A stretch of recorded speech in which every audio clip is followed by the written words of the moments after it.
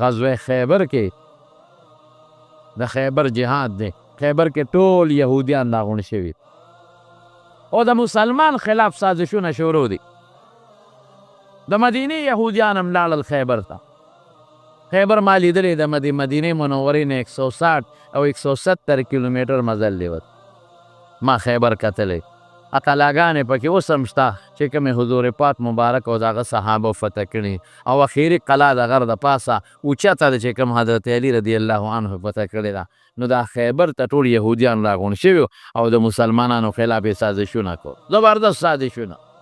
غزوه خندق کې چې د مکې کافر رالل او حمله وکړه په مدینه منوره، د حویی ابن اخطب چې کوم د یهودیانو مشر و، د هغه سلاکاري او د هغه سازش پکې په منځ کې و. په غطفانیانو وګرځېده، د اجرتي قاتلانو ډاکوانو وی د خیبر چې څومره کجورې کال کې کېږي نیمې به تاسو له درکو، خو د مکې مشرکانو سره ملګري شي او په مسلمانانو حمله وکړي. دومره سازشونه یې کول. نو حضور پاک لاړ او په خیبر یې حمله وکړه. دوی په خپلو قلاګانو کې بند شو. نبی علیه السلام چې څنګه راغی دي سهار وختي پیغمبر مبارک حمله وکړه.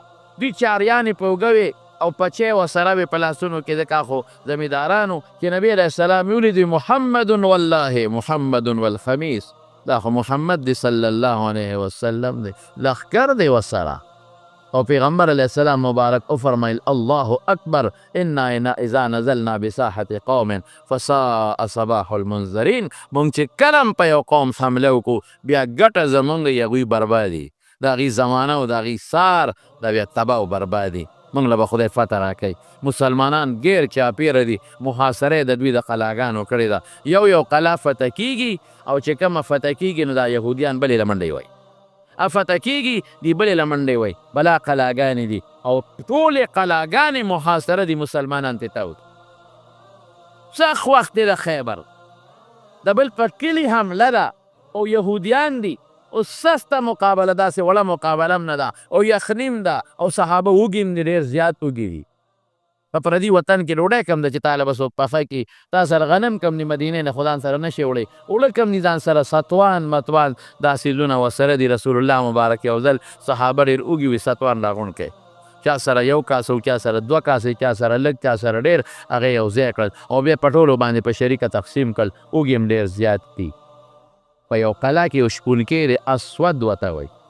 اسود د ډېرو صحابو نومونه دي، اسود راعي ته وایي. شپونکی دی، د رنګ نه هم تک تور دی او د هغې افریقي ممالکو موږ ورته حبشه وایو، حالانکې حبشه د یوه ښار نوم دی، د یو ملک نوم دی. د خود هر تور ته خلک حبشیان وایي، د هغې علاقې تک تور دی او شپونکی دی. شپونکیان غریبانان خو جامې هم شلیدلې وي، څپلۍ هم نیمګړې وي یا وي یا نی، هغه به دا د خلکو چیلې ګډې سرولې په مزدورۍ باندې، د خلکو ګډې چیلې په مزدورۍ به یې سرولې. نو شپونکي هم په قلا کې ګیر دی، ګډې چیلې هم ګیرې دي.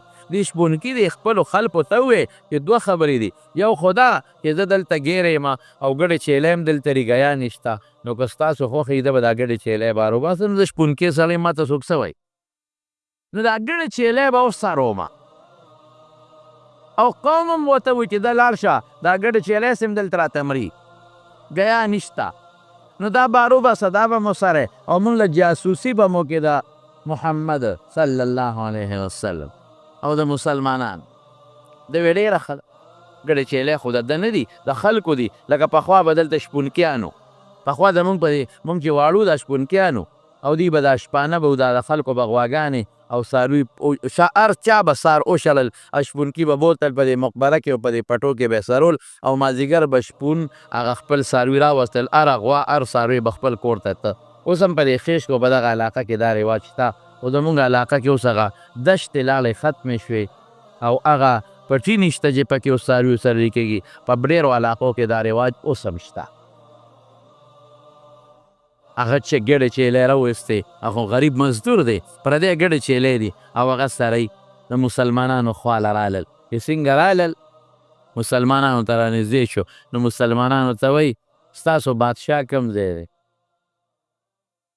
هغې له رالل، زه خو شپونکي یم، ګډې چیلې سروم، ما د جنګ سره کار نشته، خو تاسو نه تپوس کومه ستاسو بادشاه کوم ځای دی؟ وایي زمونږ بادشاه هغه دی. بادشاه خو زمونږ نه دی او نه زمونږ بادشاه شته، خو زمونږ یو مشر دی، مونږ ورته رسول الله وایو، د خدای پیغمبر. نو خو مونږ څه بادشاهي او دا نظام نشته. وی هغه سره ملاقات زه کولی شم؟ ته خو یې شپونکې ما. بادشاهان خو هغه زمانه کې کسرا د فارس بادشاه، هرقل د روم بادشاه، د چا پلار هغو سره ملاقات نشو کړی. زه هغه سره ملاقات کولی شم؟ هغې وی بلکل کولی شي. کله چې ته غواړې ملاقات کولی شي. وی محل یې کوم ځای دی؟ ای بادشاه خو به لوی محل دا دومره صحابه و مسلمانان چې راغلي، خو دا خو یو لوی بادشاهي محل به وي. وایي محل خو د هغه نشته، مخامخ د کجورو د پاڼو سپر د هغې کې هغه د ملاس دی. محل کم دی؟ ګړې چیلی زما به امانتي دا پرېږدم دلته. هغه صحابو ته یې پرېږده سري به ځه، که ته هغه سره ملاقات کوې هغې پورې موږ ستا د ګړو چیلو سوکې کوو. هېڅ فکر چې ونه کړي. قسم په خدای صحابو کې مینه وه، رحم و پکې، په کافرانو هم رحم و چې کوم کافر به د اسلام خلاف سازش کو او کوم کافر به د پیغمبر خلاف سازش کو، نو بیا به اشداء علی الکفار.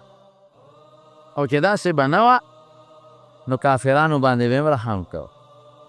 پیغمبر مبارک په خپله رحم کړی، بل عبادت کې او اسلام ته تکلیف نی، پیغمبر ته تکلیف نی، د پیغمبر او د قرآن او د دین خلاف سازش او ګستاخي نی، پروا نشته، خپل کار کوه. صحابه یې زه دا ګډې چیلې مونږ به سوکې کوو، میلاویږي ورشه هغه هغه کې ناست دی، د هغه کجورو د څانګو پاڼو لاندې ملاست دی، دی ورغې د بیا وی چې د سره اوس ملاقات کومه، نو د هغه سیکرټري به ناظم به بل به هغه سره به نوم لیکم نه که څوک چاله ګورنر صاحب هغه به ډېر ګران کار چې هلته ورغې وایي ستاسو پیغمبر سره به څنګه میلاویږم؟ زموږ پیغمبر سره وي او وایي دغه مخامخ ناست ورشه که راغی رسول الله صلی الله علیه وسلم کېناست ورسره. حضور پاک ته وایي ته څله راغلې دا دومره خلک دې څله راوړي دي راوستې دي څله راغلې؟ وایي زه دې له راغلی یم د خدای دعوت چلومه چې دا خلک یو الله ومني، دا مې مقصد دی، یو خدای ومني او الله له شریک نه ګڼي. د مارونو د پیغمبر علیه السلام د بعثت او د نبوت مقصد توحید د الله تعالی وحدانیت او په خلکو الله یو منل، دا بنیادي عقیده ده. دا چې څومره محنت حضور پاک مبارک کړی دی او هجرت یې کړی دی او څومره جهادونه یې کړي دي او تکالیف برداشت کړي صحابه او ښځې او بچي پرېښودي دي، قسم په خدای بنیادي همدغه عقیده ده. د مکې مشرکانو خدای منه، شرک پې که عقیده خرابه وه. څنګه شرک پې کو؟ هغې وایي دا بوت دا زوی راکوي، دا بیماري جوړوي، دا باران کوي او دا به د قیامت په ورځ موږ له د خدای په دربار کې سفارش کوي، د الله په دربار کې سفارش به کوي. ما نعبدهم الا لیقربونا الی الله زلفا. د دې بوتان عبادت دې لکو چې خدای ته م نږدې کړي د قیامت په ورځ. ولې دا بوتان دا څوک دا د هغې د پیغمبرانو ډیزاینونو نقشې وې، د هغې د بچو نقشې وې، د هغې د نیکانو چې هغوی ته کوم نیکان ښکاره کېدل عبادت ګزار د هغوی نقشې وې. دا خو د خدای نیازبین دي، د خدای خوښ دي، نو دوی به مونږ الله ته نږدې کوي. زما وروڼو دا د شرک عقیده ده، دا د بوتانو سره دا سلوک دا د شرک عقیده ده، دا خراب عقیده ده. ذات کې به یو الله منو، دوه به نه منو، یو به منو، او په صفاتو کې به یو وحدت د الله چې کوم صفات دي مخصوص ابه صرف د الله منو، د مخلوق به نه منو. دا به عقیده چې بچې به الله ورکوي بل څوک نشي ورکوي. دا به عقیده چې بیماري جوړوونکې او د بیمار راوستونکې الله دی. اسباب به استعمالو، ډاکټر له به ځو، حکیم له به ځو، دم به استعمالو، خو دا به وایو چې دا ډاکټر دم او دا دارو موږ نشي جوړولی، په دې ټولو کې به د شفا اثر څوک پیدا کوي؟ وایه الله به پیدا کوي. دا به عقیده ربوبیت، د الله کارونه، د الله صفات. الله چې کوم کار کوي کولی شي بل څوک نشي کولی، قسم په خدای کې بل څوک دا به الله کوي. دې ته عقیده توحید د الله د وحدانیت. نو زه دې دپاره راغلی ما، دې دپاره چې د خلکو ته ووایم چې یو الله ومنئ، شرک مه کوئ. د الله سره په ذات کې، د الله په صفاتو، د الله په کارونو کې ربوبیت وغیره په دې کې به الله له شریک نه ګڼه. مالک د خیر او د شر حقیقي رب العالمین به ګڼې. او زه هغې مقصد له خدای رالیږلی یم. زما وروڼو لږ داسو ته پته ده زموږ جومات کې الحمدلله چې کوم ځای د مدرسې دپاره وقف شوی دی نو تاسو ته پته کار پکې ښه تیز روان دی که خیر انشاءالله. نو ښه خدای د اخلاص نه پکې تعاون وکړي. سهار زموږ د دې محلې یو ملګری راغی سهار هسې دا پکې منځ کې یو خبره راغله. د دې محلې یو ملګری راغی زموږ ګاونډي فضل شاه لالا خدای پاک دې وبخښي الله دې په قبر انوار نازل. زموږ د باباجي خدمت یې کړی و زموږ خدمت یې کړی دی د دې ټول کلي خدمت یې کړی او یو خوا به په دې کلي کې یو معیارې پر سرګي پورې ګرځېده فضل شاه لالا خدای دې وبخښي ډېر ښه سړی او د جومات سره ډېره مینه وه. یو وخت کې موږ د دې جومات دپاره څه د ځای اراده کوله غریب به موږ سره منډې معیارې پورې والې روان زوی یې راغلی و دغه مال هلکه نوم یې شو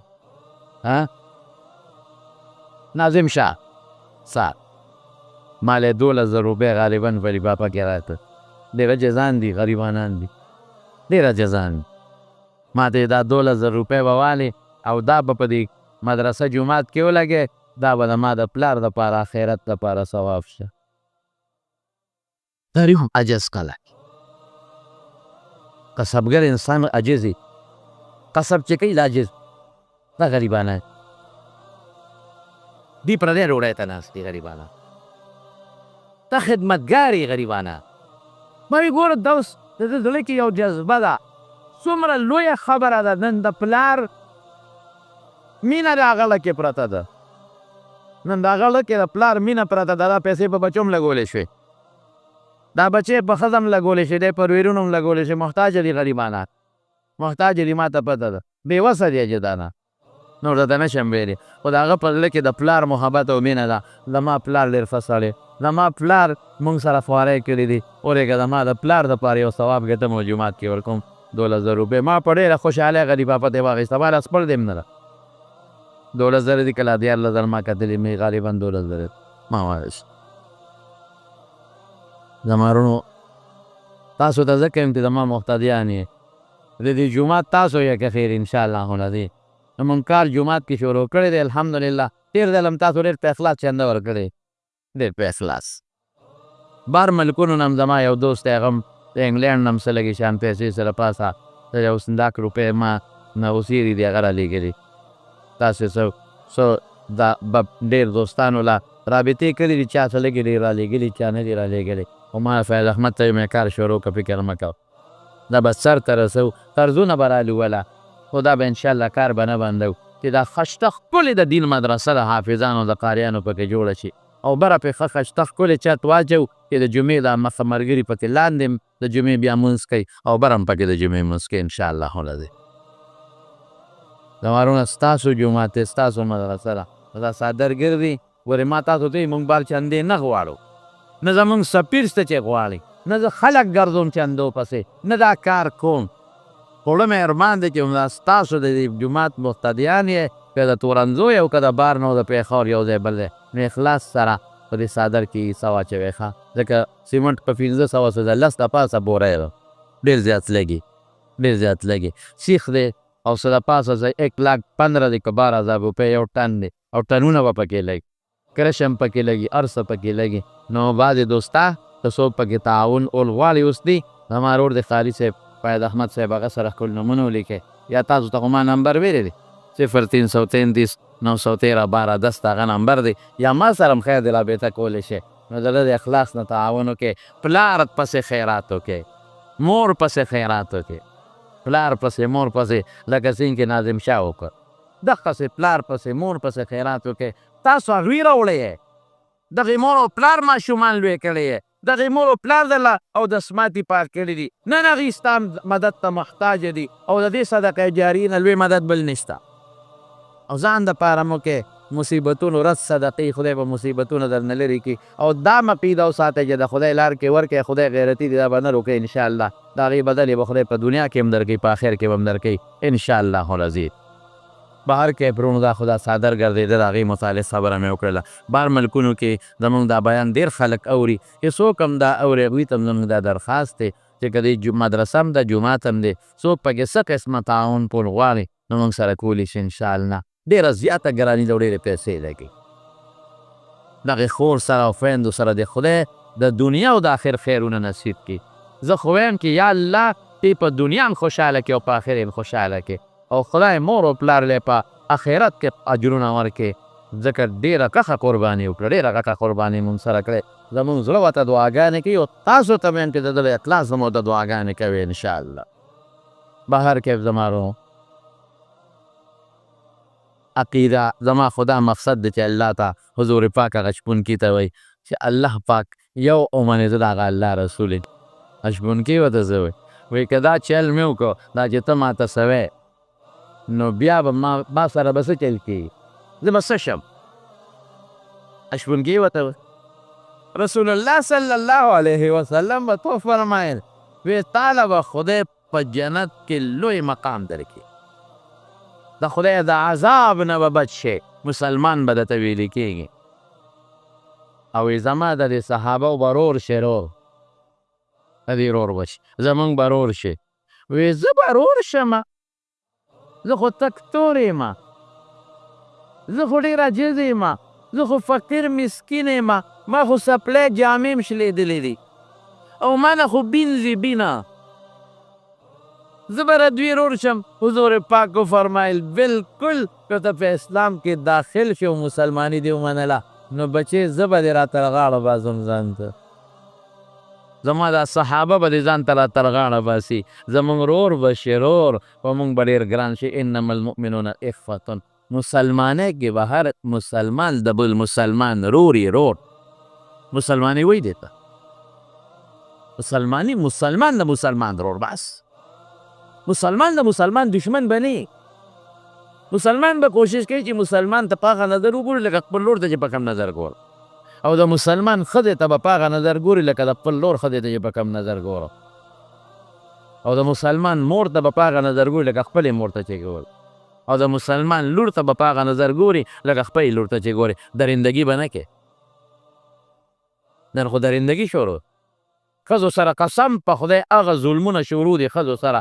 زما لس ستړی شو، ما مخکې هم تاسو ته بله جمعه کې ویلو چې خدای دپاره د ښځو د طلاقو دا قصې مه کوئ.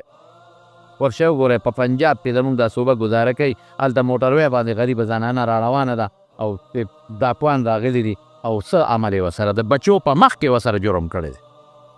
دا درنده دی که د انسان دی؟ دا خو درندګان دي.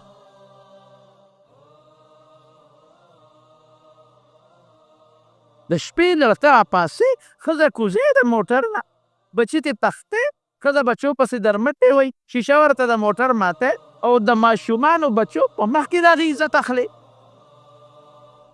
د انسانیت دی.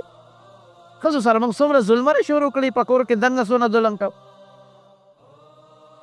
سهار وختي ته چې د کټ نه پاسې نو بستره د ګډه وډه پرته وي، د کټ څادر د ګونجې مونجې پروتي،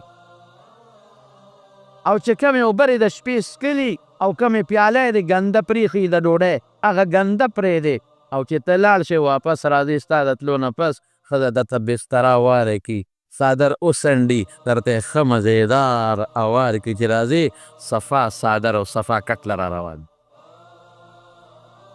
تا لوښي ګنده پرېښي چې یې څکلي، ماسخوتن ډوډۍ دې کولې روکي ګنده پرېښي، او چې ته سار راځې د ډیوټۍ نه سبا راځې سار لاړ شې واپس راځې هغه لوښي د شیشه صفا په کور کې پرتي. مړه دا غیرت دی، دا ښځه ته وحید ته کوې، دا ښځه ته پلار کره نه پرېږدې، دې ښځې سره هم ته ظلم کوې، او جامې دې وویستې ماسخوتن او سار یې درته ایسري کړې، پاکې جامې ښودې دي، او هغه چې بیا راځې نو هغه یې د له ښه مدېدار په صابون ووینځلې او صفا یې کړو، بیا یې درته ایسري کړې او تیاره جوړې درته کېښوده. او کم پوستکي چې د کیلو په ځمکه غورځولي دي او ځای دې څښا کړی دی چې ته اودې واپس راځې هغې درته غوړ جارو کړی صفا کړی وي، او چې ته راشې ستړې ستومانه نو یخې اوبې درته په میز د پاسه ایښودي، او چې ته وایې زما سر خوږېږي نو لاس راوالي په سر دله زورونه کوي. دا نه وایي چې ما خو نن ټوله ورځ جامې ایستلي لاس مې خوږېږي. دا نه وایي چې ما خو ټوله ورځ نن بینګلی پرې کړي دي او ما خو غوښه پرې کړې ده، یوه ورځ خو ته د کور کار وکړه چې پته راته ولګي. دا نه وایي چې زه خو ستړی یم، نه زما سر خوږېږي هله څمله په لاس هم دله زور وکړي په پښو هم دله زور وکړي. دا دله مور هم کوي. مور بچې بیمارې سر دې خو کېږي، هغه مور راشي او سر ته دې کښېږدي. بوډۍ مور زر دله زور وکړي زور، ځان تې هېري هېر. د غریبه ناجوړه انسان د مور نه هېري، ځان ته هېر او تا ته کېده څه بچې څنګه یې؟ او ته ورته یې مورې ته څنګه یې؟ وایي چې ته ښې زه ښه یمه. هغه مور هم مونږ کوتک روان وو په سر یې وو. هغه مور ته مونږ سپی وایو سپی. هغه مور چې ته بار وځې او هغه تا ته لپې لپې دواګانې کوي، هغې ته مونږ د سپی په نظر ګورو، د سپی په نظر. ښځه راولې د هغې د ډوډۍ غریبې ځای نی بیا تا سره، د هغې د خور ځای تا سره نی، د هغې د رور ځای تا سره نی.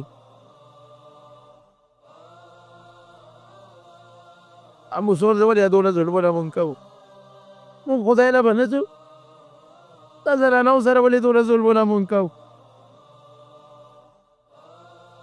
دا لوښي دله څوک ږدي؟ دا سر ته څوک ناست دي؟ ښځه ناستی، مور ناستی، خور ناستی. چې ګوري اور پسې شاته خور، شاته ګوري اور مې بوډا شو، اور خو مې ملا ټیټه شوه. مونږ څه وایو؟ مونږ سپي نظر ورته نه کوو خور. مونږ په کال کې یو شکری چوري وله ساتلي هغه وله وړو. دا زموږ د خویندو حال دی. خور ته مونږ د خور په نظر ونه کتل، مور ته مونږ د مور په نظر ونه کتل، لور ته مونږ د لور په نظر ونه کتل. دا کوم خوا دا مسلماني لاړه؟ دا د پیغمبر علیه السلام سنت کم خوا لاړل؟ دا د رسول الله مبارک طریقې کم خوا لاړل؟ موږ د پیغمبر په نقش قدم روان یو. دا د پیغمبر نقش قدم دی؟ هغه بیبیانو سره داسې کړي؟ دا د صحابو نقش قدم دی؟ صحابو د خپلو لوڼو سره، خویندو سره، میندو سره دا کړي دي چې دا مونږ کوو؟ زه مسلمان یم.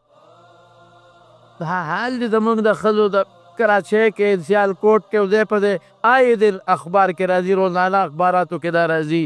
نن دا کوان ورلل او ښځه یې رونیوه بچو مخ کې ولې عزت تار تار. بله کور نه یې، بله لور نه یې. مسلمان یې، پیغمبر دا ویلي دي، صحابو دا ویلي دي، دا ته چې څه کوې؟ قبر مونږ نه پېژنو چې مونږ قبر له روان یو. اخرت مونږ بلکل هېر دی.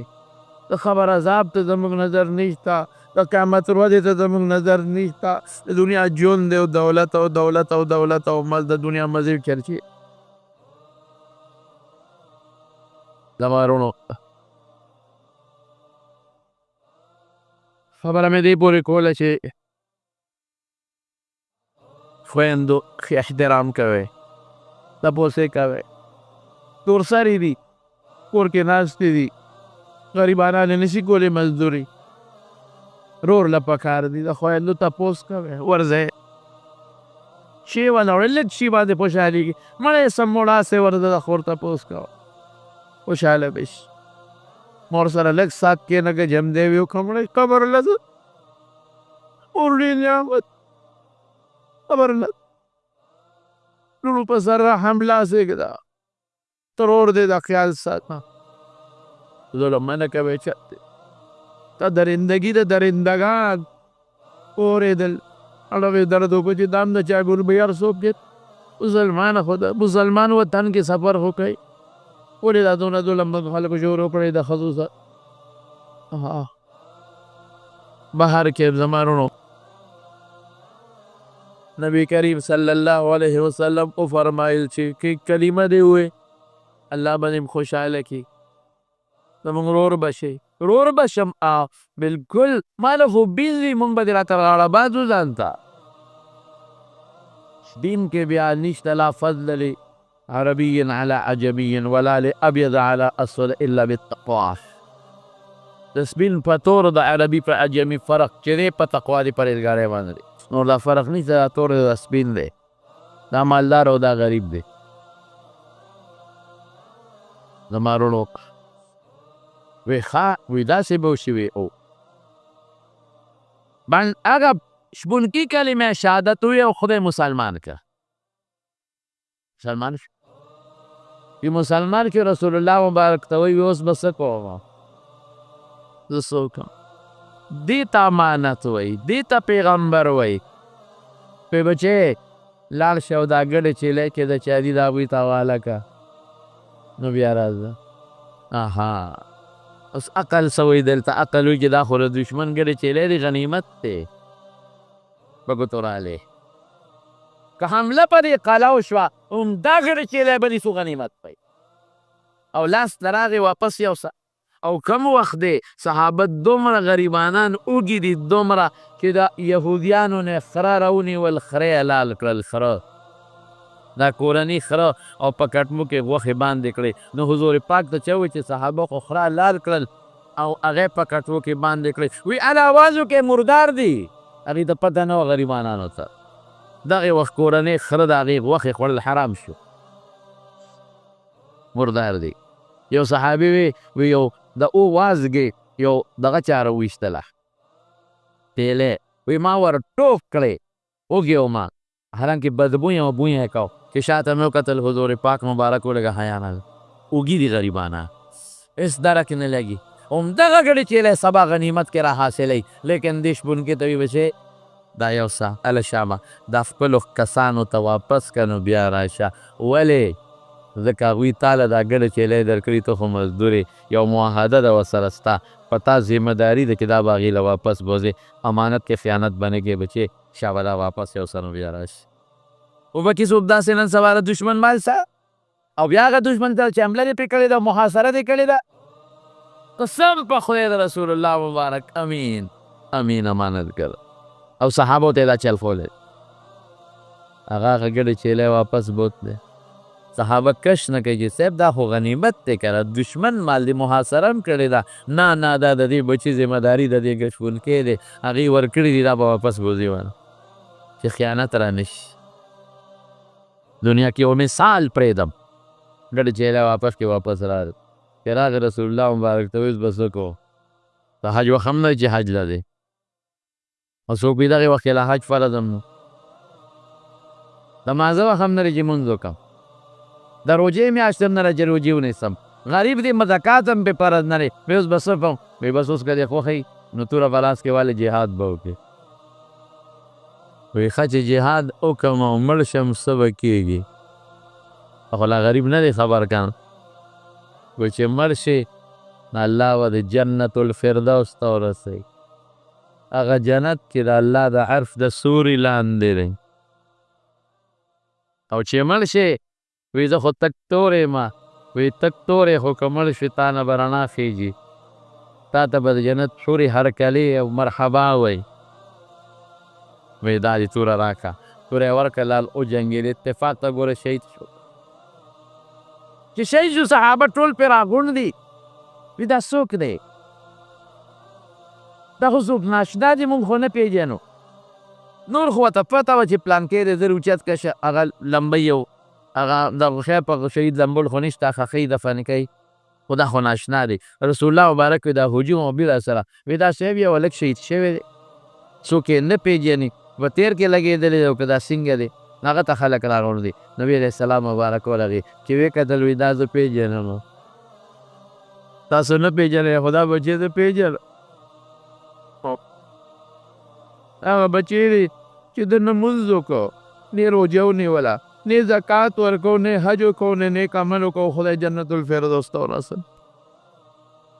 وایي دی ما ته دې وخت کې په جنت الفردوس کې ښکاري دا بچی، او دا بچی دې وخت کې ما ته د حور العین سره ښایسته حورو سره ښکاري، او دا بچی دې وخت کې ما ته لکه د سپومۍ ښایسته ښکلې رڼا ښکاري، او دا بچی ما ته ډېر خوشحاله ښکاري. لیکن امانت واپس ورسو. مکه مکرمه چې کله فتح شوه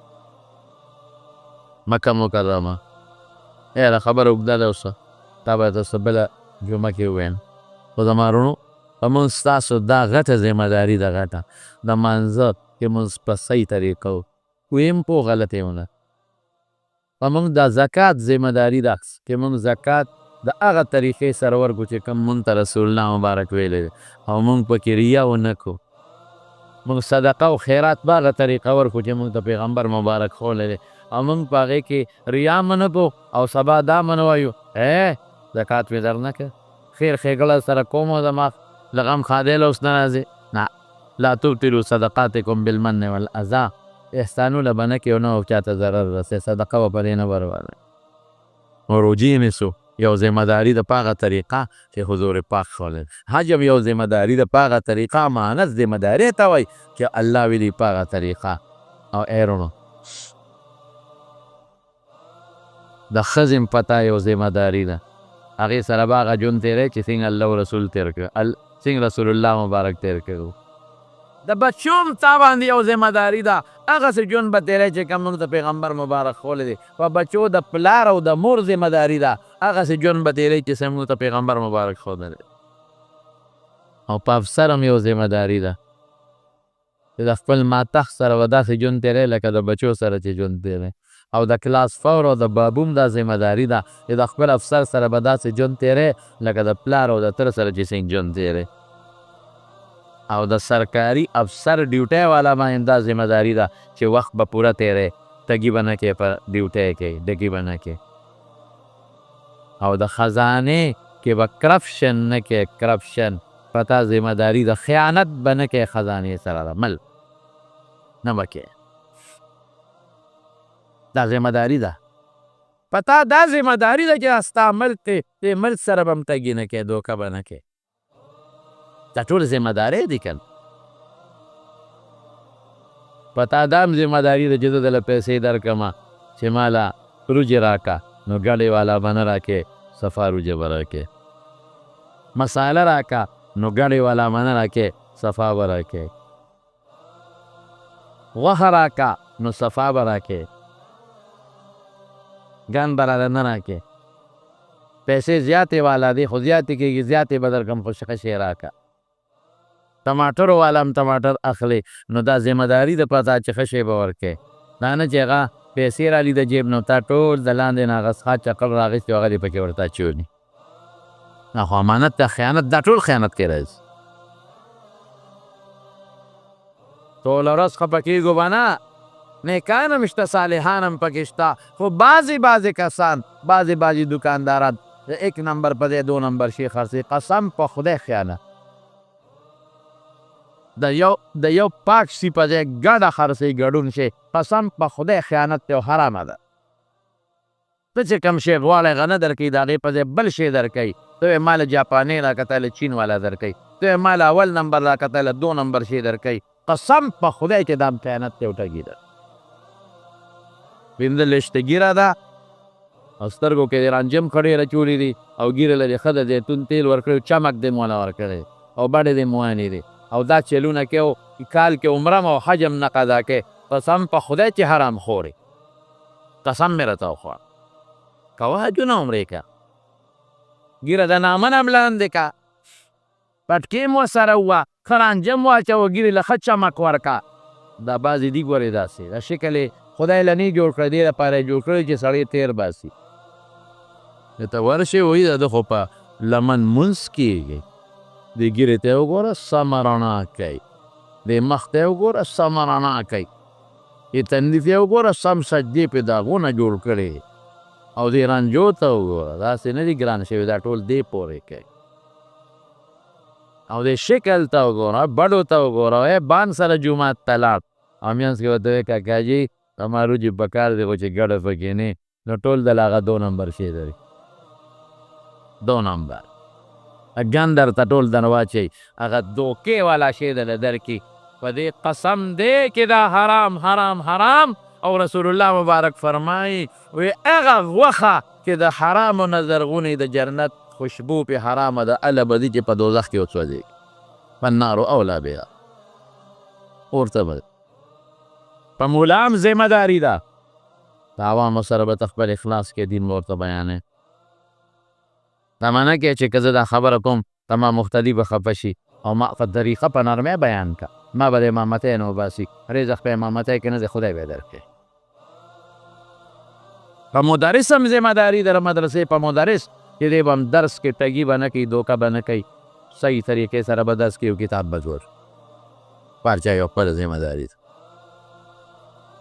از د منیمبوان اخیستل په پېښور کې یارې ولاته مې ګاډۍ ودروه او ښه لویې ګیره وه ښه شته و مزېدار ما وی که خیر انشاءالله سړی مې مونږ ته و ای به ښه شی راله دومره غټ راته امبوان مې په څو دي کیلو په څو دي وي په دې مې ښه دا سر والا نیمبوان به راکې ریټ مې سره ونه کو وي چې ریټ زما د خوښې مال ستا د خوښې دون هوښیار ریټ زما د خوښې مال ستا د خوښې مې ټیک شوه مې بس چا به وتله چې مې اوس تلی ورغلم که لاندې هغه سوبیرو په شان شنې رنډۍ ته یې تله ورغلم پې ای کاکا دا بره وی دا به په چا خرڅومه مې اوس غریب سړی مولی یم نه جګ نه شم کولی نه ستغه ویلی شم یعنې زه به راته ودلان جواب درکوم چې په هغه مور دی خرڅ که که چا خرڅی ما خو تا ته خبره خلاصه کړه که نه تا په خپله وی چې ریټ ستا ما د خوښې او مال ستا د خوښې دا په چا خرڅوم رسول الله مبارک یو ځل لاغی او غنمو کې لاس ومنډه لاندې لامدو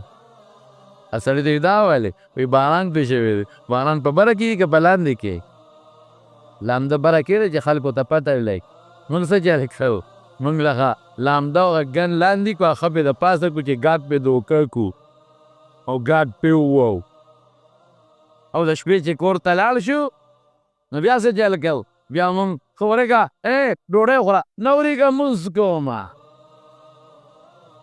تا خو لیټ شو که نه مونځ یاره یو څو رکعته نفل مې هم کوله او منځ کې دې ټول ګن په خلکو خرڅ کړی دی ټول ارامه دې راوړی حرام به نه کوې حلال به کوې په دوکاندار دا امانت دی ذمه داري ده چې کوم شی ګاټ ته نه اخلي هغه شی ورکړې غلط به نه ورکړې لږه ګټه قسم په خدای که په پیسه کې پیسه د انسان د راحت ذریعه ده ګورې راحت نه دی دولت د انسان د راحت او د سکون ذریعه ده راحت او سکون د چا په لاس کې دی که ملګري خبره کوله و خبره نه اوږده شوه روانو عمرې لاس نو ما یو ملګري و ډېر زیات مالدار و نو ما هغه ته ویل چې هلکه چې ته چې لاړ شولو چې تا ځان له چې د نږدې ځای والو او عمرې دپاره ځو چې ځای هم نږدې وي چې مکې ته حرم ته تل تلم راته اسان وایي ما ته مړه خو چې پیسه یې هر څه میلاویږي ولې سوچ ونه کړې وایي ما به ورته بیا وایي چې مړه دا چل وکړو دا یاره مړه چې پیسه را سره څه غم ونه کړې چې پیسه یې په غرونو کې لارې وباس مالدار اوسه ډېر څه ده سره څه کې هر شي کې پیسه یې پیسه یې پیسه یې پیسه یې پیسه یې وایي خیر لاړو هلته خو بیا ځانځاني وي وایي د بیت الله په دې پوړی ناست دی او سر یې داسې لاس کې نیولی دی او دا چل کوي نه چې هلکه څنګه چل دی ولې وایي پېشمنۍ مې نن نه دی کړی ولې دې پېشمنۍ نه دی کړی وایي سر مې خوږېږي نن پېشمنۍ پاتې دی ولې دې نه دی کړی یاره وایي راپاڅېدم هغه هوټل ته ورغلم بلاره شو پکې نو هغه سړي له ورغلم ویلینډ کې ودرېږم ویلینډ کې ودرېدم وایي چې زما نمبر راته باندې ووایي مې تا خو وایي چې پیسه هر څه کوي که پیسه هر څه کوي نن د پېشمنۍ ولې ونه کړه چې پیسه هر څه کوي پیسه به د سره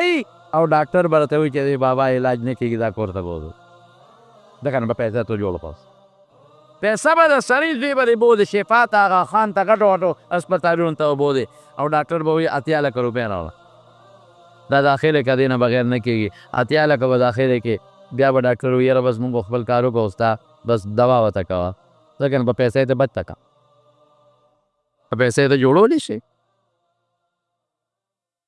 پیسه د انسان د راحت د سکون ذریعه ده راحت او سکون په چا کې دی لکه الله کې هغه سره ده ځکه خو الله و یا ایها الذین آمنو لا تخونوا الله خدای سره به ټګي نه کوئ د خدای چې کومه ذمه داري ده به پوره کوئ ور رسول سره به ټګي نه کوئ چې کومه ذمه داري ده هغه پوره کوئ وتخونوا اماناتکم او هغه څو پیلا پکې واپس کا چې خپلو امانتونو تخونو خپلو امانتونو کې به هم ټګي به نه کوئ او بیا وروسته ورپسې څه وایي یا وایي انما اموالکم واولادکم فتنه تاسو د مال او د بچو دپاره ټګۍ کوئ او ذمه دارۍ نه پوره کوئ دا په ازمایښت کې ګوریم خدای پاک الله چې سره دی هغه انسان دپاره بهتر.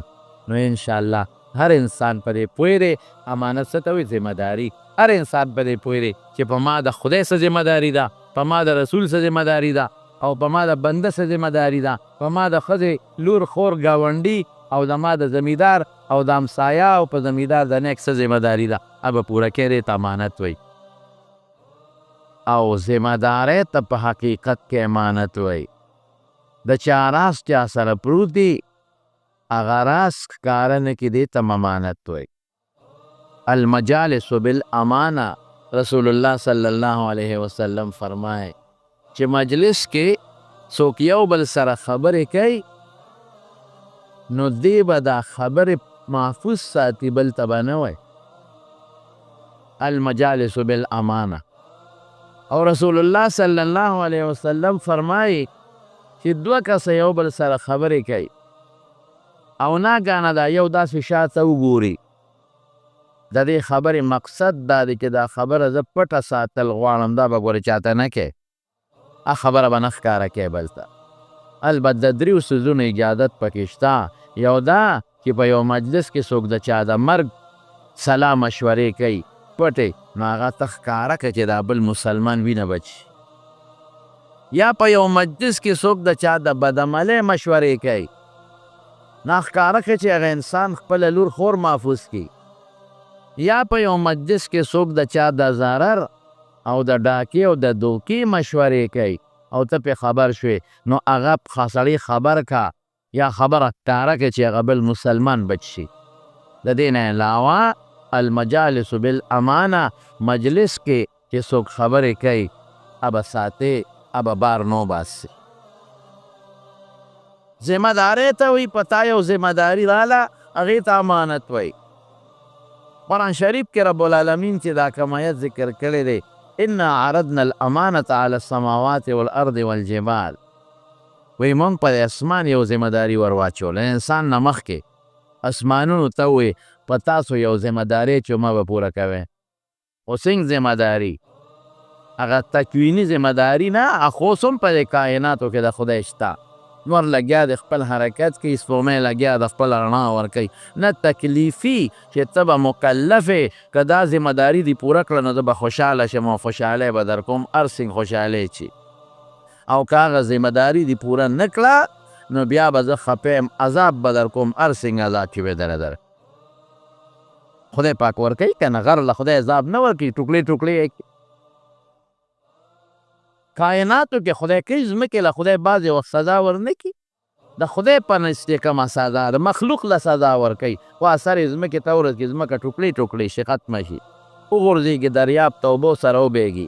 او ځمکې له خدای راحت او خوشحالي هم ورکوي، هغې کې زرغونه پیدا کړي، بوټي پکې پیدا کړي، اونې پکې پیدا کړي، او ځمکې له خدای راحت ورکوي، مونځ پې کېږي.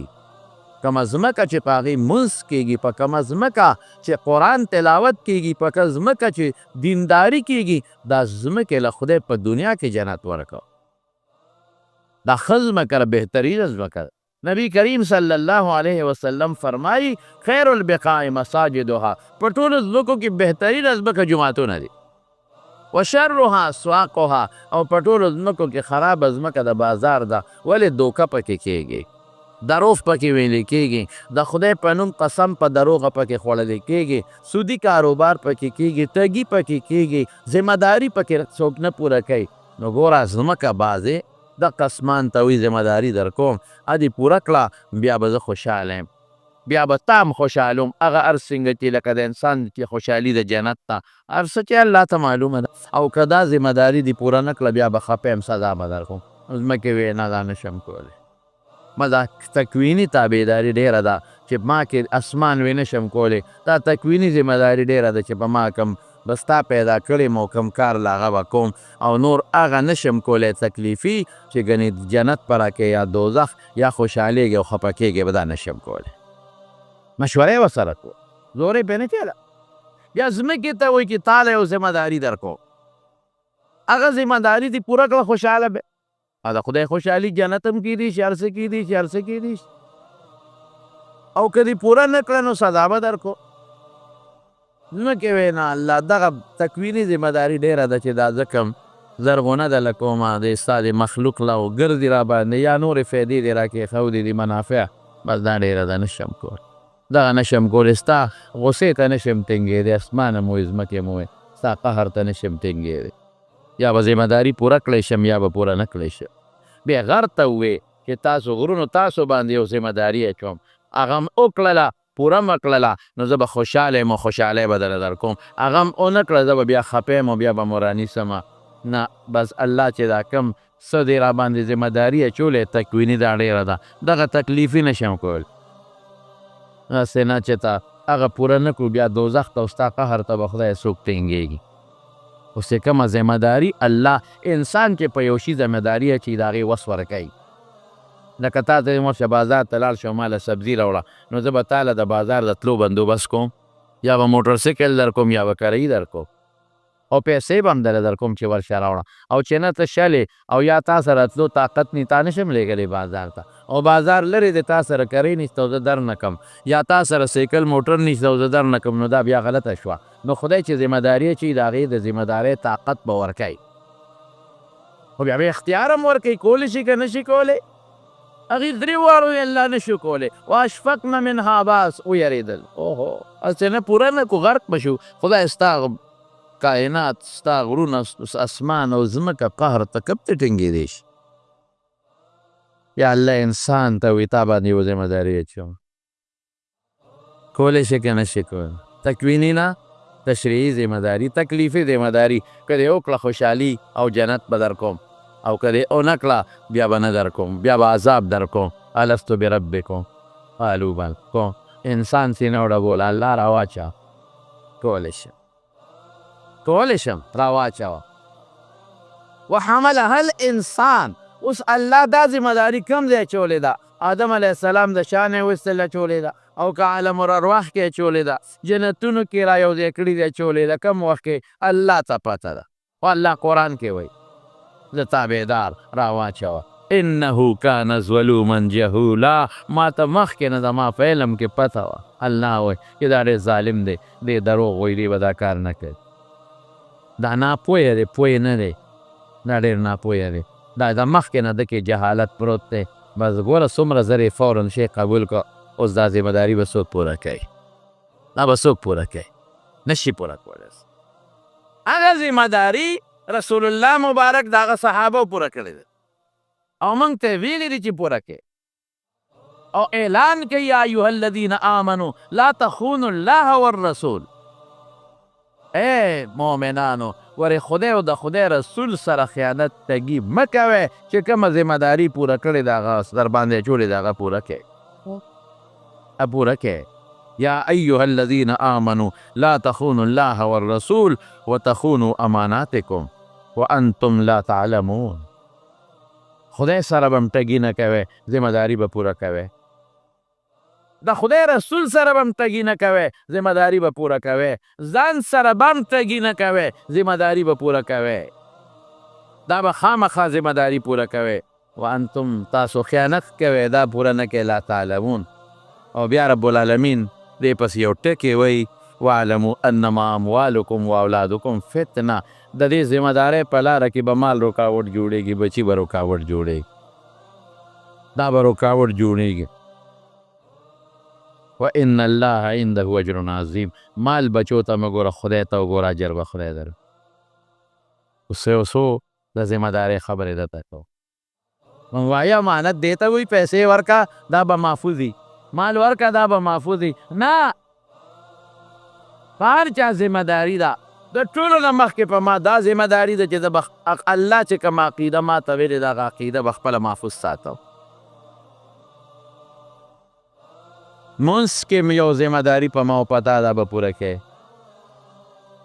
د مونځ هغه ذمهداري موږ پوره نه کړه ډېره پوټینۍ ذمهداري ده موږ پوره نه کړه د مونځ هغه څه ذمهداري ده 2 رکعته مونځ تفسار 4 د ماسپښین مازدیګر ماسخوتن 3 د ماښام دا به په هغه طریقه کې په کومه طریقه رسول الله مبارک کړي صلو کما رأیتمونی اصلي پیغمبر نمونه د اسوه حسنه چې زه څنګه مونځ کوم هغسې به کوې هغسې وکړه درز او دروز هم جوړ کړی مونځ ته ماړو سوچ نه